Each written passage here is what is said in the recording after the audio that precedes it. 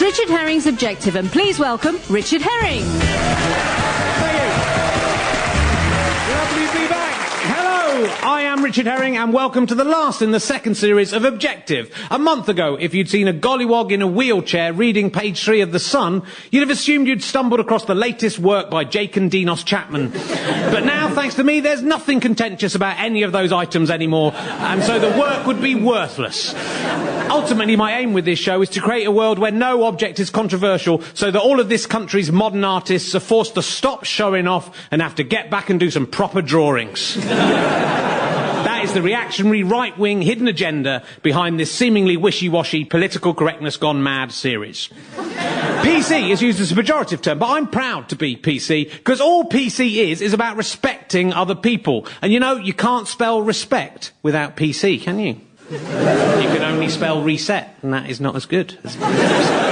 If you're PC, all it means is you're nice. It should stand for polite consideration. I'm not sure it's possible for polite consideration to go mad, but I'd like to see it try. When I recently suggested it was a bad thing to use disablest language in case it upset disabled people, I didn't anticipate it being the most controversial statement of my career. But I was hit with a flood of abuse on Twitter, including this genuine tweet. You are a yoghurt knitter. Seriously, get off your high horse. Yoghurt knitter? Apparently not only am I able to knit, which is a skill in itself, I can knit with yoghurt, which is frankly incredible, but not content with that, I then get on a high horse to do that. I've seen people knitting with yoghurt on normal-sized and low horses, but I've been unimpressed with that. Think of the danger of being thrown from a high horse mid-stitch. It might ruin your scarf made of yop. My Petit Falou cardigan would be destroyed. Let's not even get into my Munch Bunch muff. Disgruntled fans of extreme lactic horseback knitting would ask for their money back if that happened. Anyway, let's get on with the show, and hanging around like a bad smell as always, both metaphorically and alas literally, it's TV's Emma Kennedy! Hi, Emma. Hi, yeah, I'm good. Let's see what object we're going to be objective about tonight. The old school tie. Generally in this show, I've examined prejudice directed towards the weak, the impotent and the dispossessed. But tonight I want to look at whether we unfairly discriminate against the posh and the privileged. Oh dear, oh, our poor upper classes, so cruelly mocked with only all their money and land and privilege to comfort them. But if judging someone by a stereotype is wrong, then why does the stereotype of public school educated people being arrogant, uncaring urethras so often go unchallenged? Certainly it's not helped by the fact that all the public school types you meet do seem to be arrogant, uncaring urethras. God, I hate them. No, I have to be objective. The old school tie is, of course, a metaphor for the nepotism and social networks associated with people who were privately educated. And if you look at the current government, it would seem there's something a bit odd going on. Of 119 ministers, 66% were privately educated, as against 7% of the population, and 10% of them went to Eton. David Cameron is the 19th Prime Minister who've been educated by that school. But I mean, come on, it's just probably a crazy coincidence, isn't it? Like, you know, like the way that some newsagents seem to get loads of lottery winners, it's probably the same. Or does the right school tie open doors like Lucy Pinder's breasts can? You're rewarded on this show if you listen every week. I went to the Kings of Wessex School, a comprehensive school in Cheddar in Somerset. The only use we had for our school tie was to tie it round our heads when we were playing army. In fact, I spent most of my school days resenting having to wear a tie and a uniform at all. Why did they make kids dress up like mini businessmen? It's weird. We were kids. Let us be kids. More worryingly, why did they make the girls wear ties when they'd never have to wear a tie again in their adult life? Like most people, I do have an old school tie, but I don't think my Kings of Wessex tie would be much use for getting me anywhere in adult life. Hello, sir. Welcome to the Ritz. Hello, I'd like a table for two, please. Do you have a reservation? No, I do not. Oh, I'm sorry, sir. The Ritz is booked out for months in advance. And I don't think you're looking at me properly. Sorry, sir? I don't think you've noticed my tie. I have noticed it. It's quite unpleasant and a bit dirty. I used to play army with it a lot, so... I'm afraid I don't recognise the design, sir. Come on, it's from the Kings of Wessex Cheddar. I went there. You can't wear this tie unless you went to the Kings of Wessex. Or if you find one in a charity shop. The Kings of Wessex, I'm not aware of that school, sir. How can you say that? It's got loads of famous alumni. It's got Jack Besant, the bass player from Reef, went to the Kings of Wessex. I'm afraid Reef must have passed me by. Well, have you heard of Matt and Luke Goss from Bros? Oh, yes. Did they go to your school? They went to my middle school. They would have gone to my upper school, but their mum moved back to London, so they had to go back. But I'm sorry, I can't help. Oh, they did a DNA test on a 10,000-year-old skeleton found up the gorge, and it turned out my history teacher, Mr. Target, was descended from it. No, I don't know. Don't know who Mr. Target is. Tadger Target, that's what we called him. Tadger Target, you must know Tadger Target. So my old school tie can't get me into the Ritz then? No, it cannot. And in any case, sir, although we insist on a tie in this restaurant, we don't let anyone in if they are only wearing a tie. I suppose this public school thing, it's all a part of nepotism. It's not what you know, it's who you know, and in any job, if you've got contacts, maybe that will help. But people are very suspicious. If you're on the outside looking in, you can't imagine that people have got their jobs out of actual talent, that there must be some kind of nepotism going on. The truth is that although connections like school and family might help you get a foothold, or at least give you some idea of what a career might entail, if you can't do the job, then unless you're in the royal family, you probably won't keep it. But if you do it well enough, people will forget about the connection for you to carry on. I mean, no one accuses Jesus of getting where he did because of his dad, do they? He did well enough in his own right for people to forget the connection. The natural suspicion that people have can actually make it harder to succeed in some ways. I know about this a little bit as well, because when I was at the Kings of Wessex school, my dad was the headmaster. It was a weird thing. It was hard for me. I couldn't win. If I was well behaved at school, the other kids would think, oh, he's just been good because his dad's a headmaster. What a swat. If I was bad at school, they'd say, he's just been naughty because his dad's a headmaster. He knows he'll get away with that. If I did well at exams, they'd say, well, of course he did well. His dad gave him all the answers. If I did badly at exams, they'd say, oh, how sick is that kid? He had all the answers and he still failed. I did really well at exams. I had all the answers, but the other pupils called me names. They'd write swear words in Tipp-Ex on my briefcase. Every lunchtime they'd throw sausages on forks at my head, and I'd get my lunch money stolen by Gripper Stebson. That last one might have been Grain Chill. I sometimes confuse my life with plots from old 1980s TV shows. It wasn't a positive thing to have that family connection. I remember the day of the vote for the non-sporting house captain. Yeah, it wasn't the most prestigious of titles, but the school was divided into houses, as many are, mainly to play sport against each other. I'm not sure there even were any non-sporting inter-house activities, but I wanted this position. It might look good on my application to university. As it turned out, I was up against Steve Cheek, the cleverest boy in school. I always came second to him in all the exams, except for in maths and history, where I sometimes beat him. It's tragic that I not only still remember that, but still feel the need to say it out loud.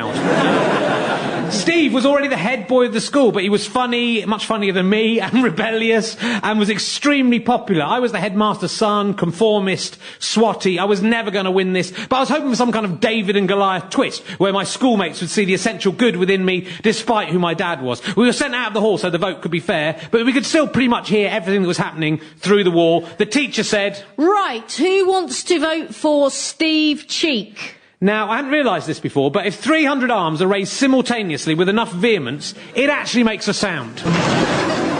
This kind of whoomph came reverberating through the wall for us to hear. Then the teacher said, and who wants to vote for Rich Herring? And I hadn't realised this. If 3 arms are raised non-simultaneously, slightly reluctantly, that also makes a sound. It's the sound of 300 other school children openly laughing. I was prickling with mortification. I'd come second, as usual, to Steve Cheek. But if my dad hadn't been the headmaster, surely I'd have had a better chance. That was all because my dad was the headmaster. That's how these votes should work. You should stop the nepotism by democracy. But the weird thing is, if I ever meet anyone from my old school, the first thing they always say to me is, how's your dad? Not. How are you? Or, oh, I heard you on some Radio 4 thing. It's a bit rubbish. They want to know about my dad. They all loved my dad. He was the most popular headmaster you've ever known. So there's a possibility no one voted for me because I was a vas deferens. But our top job's filled by an old boy network, and how would that even work? After all, over 200 pupils graduate from Eton every year. Congratulations To you all, 5 years at Eton completed. Thanks for all the money. Now, it comes to divvying up the jobs you'll have in the future. So, Governor of the Bank of England. Anyone? Come on, don't be shy. Oh, I'll take that one, sir. Yeah, good man, Harris. Here's your chitty. Just take it to the bank on Monday and they'll show you to your office. Now, DG of the BBC. Anyone? Come on, that's not all that much of a bad one. Director General? No? Right, well, we'll come back to that. Prime Minister? Oh, I'd quite like that one, sir. Cameron, good, here's your chitty. Take that to Downing Street. Oh, hold on. What is it, Johnson? I wouldn't mind a crack at PM. Yeah, but Cameron put his hand up first. But I'd like to be PM too. And me. Oh, bally hell, you can't all be Prime Minister. There's only one chitty. You're making a mockery of the Eton chitty for top job system.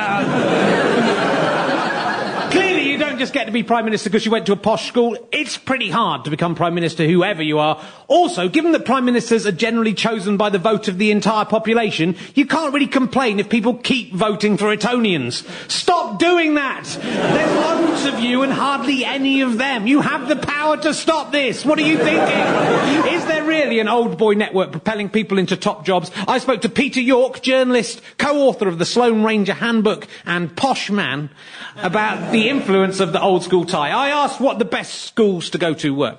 The best old school tie to have would be INSEAD. Been there? I don't know what INSEAD is. You're going to have to explain INSEAD is a European business school near Fontainebleau. Okay. So if you are the global elite, as opposed to the puny little British elite, who don't matter a toss, if you've got your INSEAD tie on, or your Harvard Business School tie on, that might work. But you don't think Eton and Harrow... Eton is special, because Eton is, of course, a global school. Forget the rest. Is it literally a case of walking around going, look at my actual tie? No. The links that matter are global links. A certain kind of British old school tie might be of use, but in the great world, it wouldn't. Peter is quite a character, as you can probably tell already. In fact, halfway through the interview, I got a little bit distracted because it struck me how much he looked like the actor and comedian Nigel Planer. And I began to wonder, as he was talking, if he was just a character played by the versatile comic comedian.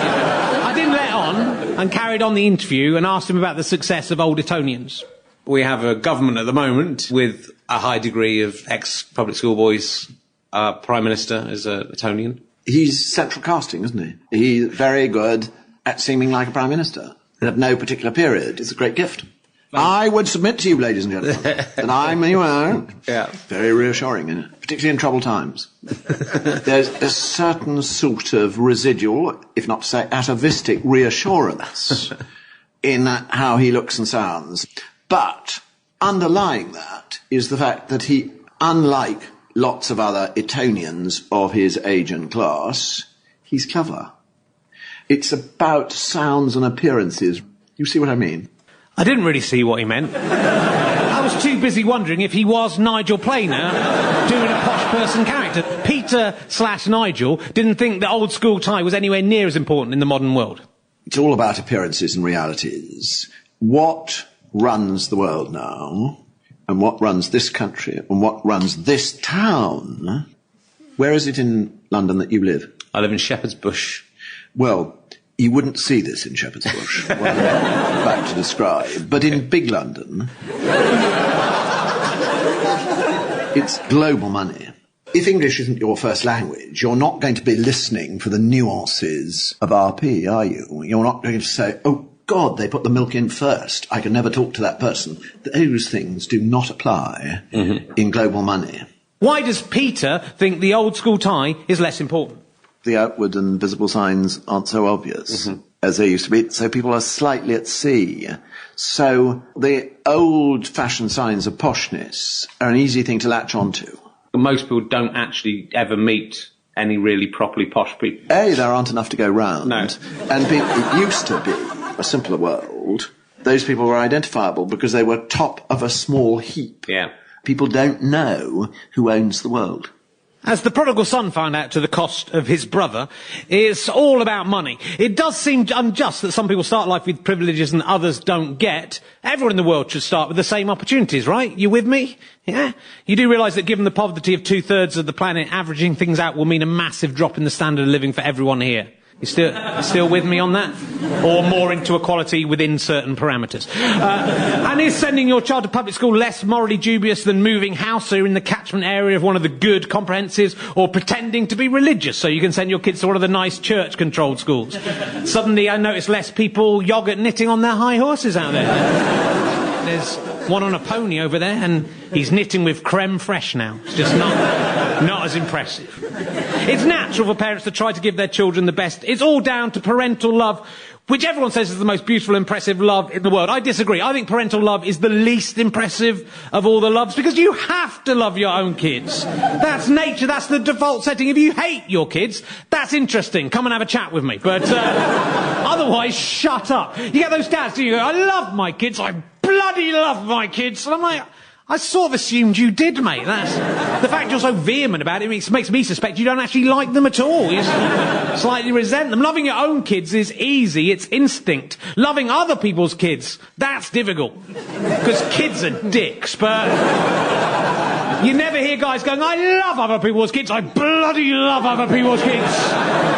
Might lead to some misunderstandings, but people are so proud of their children. That's the problem here. That's why these public schools exist. They'll give them any advantage because they're proud. If someone else's kids are doing better than yours, you get jealous. You feel responsible. Is the Old Boys Network just an invention we've made up to excuse our own failure? Might there be other reasons for public school kids' success? Firstly, the pupil-teacher ratio at Eton is 10-1. That's about a third of the average class size in a comprehensive. Secondly, the pupils are aware of how much money has been spent on their education, and so are their parents, so that probably incentivises everyone to work pretty hard, I'm guessing. More importantly, I think public school instills in its pupils a confidence and sense of entitlement that most comprehensive schools just don't. If you're privately educated, getting into Oxbridge is not a fantastical goal. Being Prime Minister is an actual possibility. If you're in an inner-city school and tell people you want to run the country, everyone's going to laugh in your face, at best. You might get stabbed by a compass, or worse. So,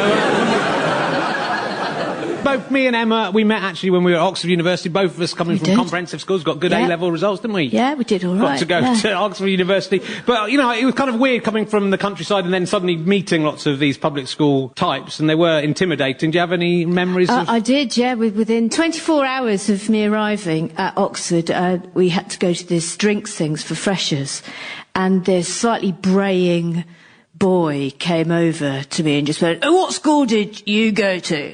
And I went, oh, Hitchin Girls. And he went, I haven't heard of that school. And I went, well, no, you probably won't have done because it's a state school. And he actually physically recoiled. And then he looked at me and he said, do you realise that my parents paid for your education? And I went, oh, you've confused me with an African orphan. They paid for his education as well. They should have done a better job. Is this idea that we're unfair to posh people true? Am I being too soft on the toffs? Is it ridiculous to worry about stereotyping the wealthy? To find out, will you please welcome my very special guest, author and stand-up comedian, Alexei Sayle. So what, do you think it's wrong to stereotype the wealthy? They say, don't they? I mean, I think with Cameron and the fact that there are 97 old Etonians in the cabinet, they say, oh, we're beyond that. It's irrelevant, you know, which just means, will you shut up? Don't talk about it. But why do you think, if, you know, we do have the democratic right to not vote these people in, so why are we voting for Etonians?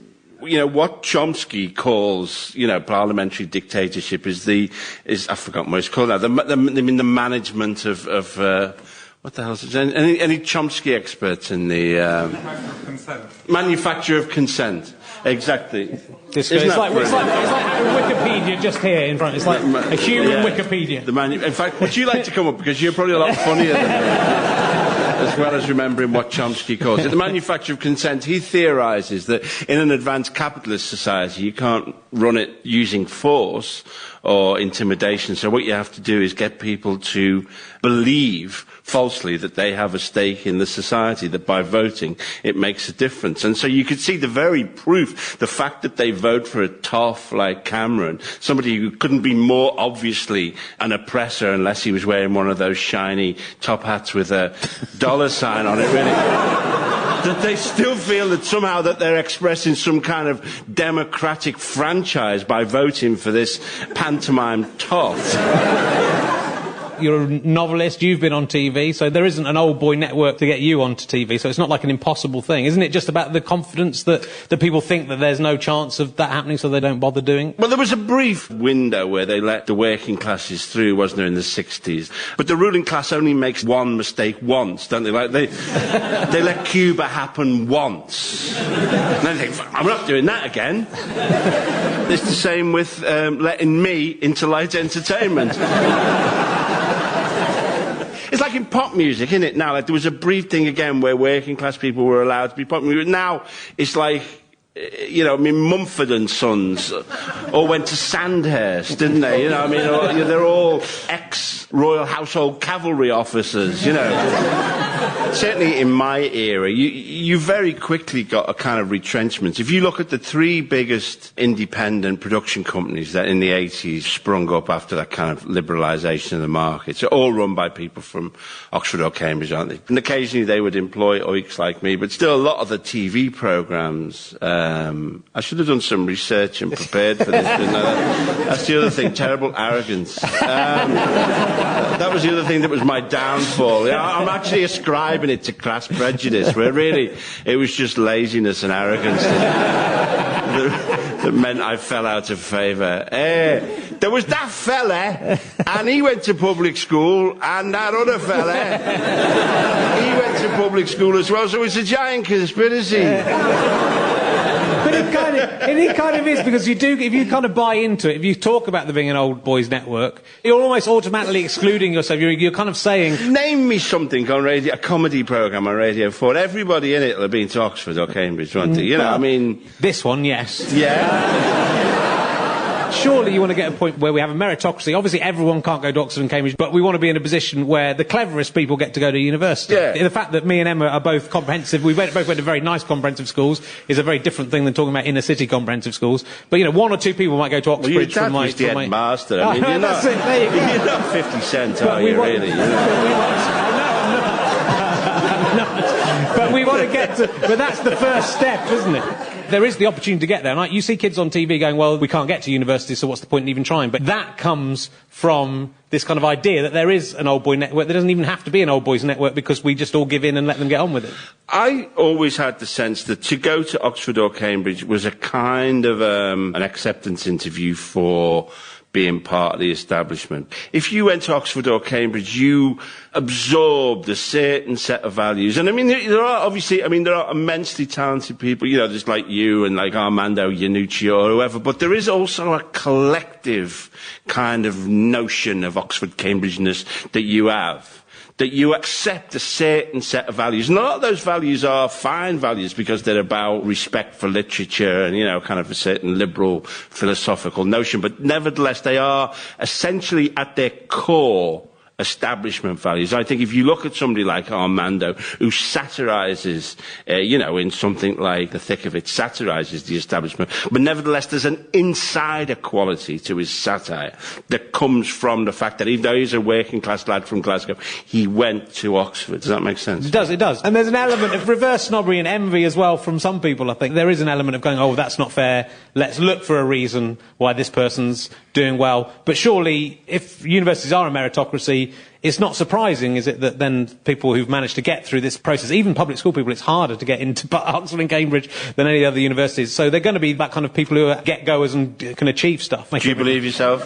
I'm not sure with it, you know, but all these shows I'm not sure about. It's a complex issue, you know. There is also a kind of Freemasonry about it, that they all help each other out. You know, there is certainly that nobody from my school would help me out unless I wanted stolen wheels off of... Volkswagen Polo. But I mean, as my theories have evolved, this has gone a long way away from a light entertainment show. We're obviously going to cut all this out. We can't put this on the BBC. It would bring down the state. I mean, this is the goal. They're not going to allow this to go out because this will bring down capitalism. Will you please give it up for the amazing Alexei Sayle, ladies and gentlemen? Thank you. Amazing. My problem with the stereotype that the upper classes have everything sewn up isn't really that it offends them. There's a lot of truth in it, I don't care. It's that the rest of us accept it as a fact, and then it's an excuse for us to just give up trying. We're playing into their hands. They aren't worse than the rest of us, but they're no better than the rest of us. They just believe in themselves. How can we instill that annoying public school arrogance into our own children? I asked Peter York what he'd suggest. If you go to public school, there is this sense of entitlement. What's the best way to break into that world if you aren't from any of those schools? It's to be immensely rich. How do you go from being a nobody? You have to go to Timbuktu and make a very, very great deal of money in Timbuktu. Right, and then come back. Yeah. Rob a bank? Can you do that? Yeah. Whatever. Doesn't matter. They're not. Can be criminal. They don't care how you make it. So it's all about the money. Yeah. Well, money is like beauty. If you have it, people are very keen to be around you. If you lose it, suddenly people have somewhere better to be. But beauty and money can make you complacent. The beautiful never have to develop a personality, but the unattractive have to, don't they, Emma? Yes. Yeah. You need to work a bit harder on it, to be honest. It's still, you've got a long way to climb back. But similarly, it might take you longer to work your way up if you're an oik, but you'll be much better at the job as a result. Not all public school children are knob ends. Eton's alumni include George Orwell, Humphrey Littleton, Aldous Huxley, Hugh Laurie, Dominic West from The Wire, James Bond and Captain Hook. Admittedly, they're fictional. And there are great public school boys like John Peel, Tony Benn. It doesn't mean you're going to be an idiot.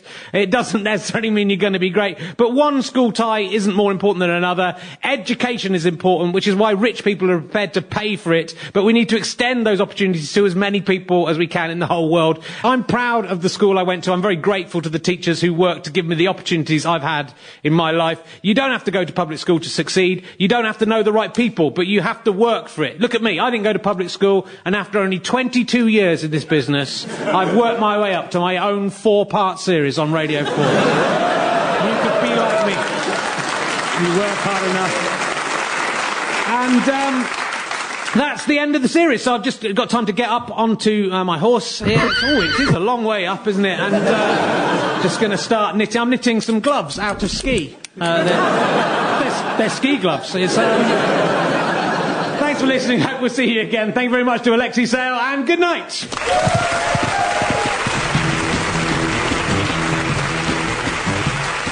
have been listening to Richard Herring's Objective. It was written by and starred Richard Herring with me, TV's Emmy Kennedy, and Alexei Sayle. It was produced by Talisha Galani.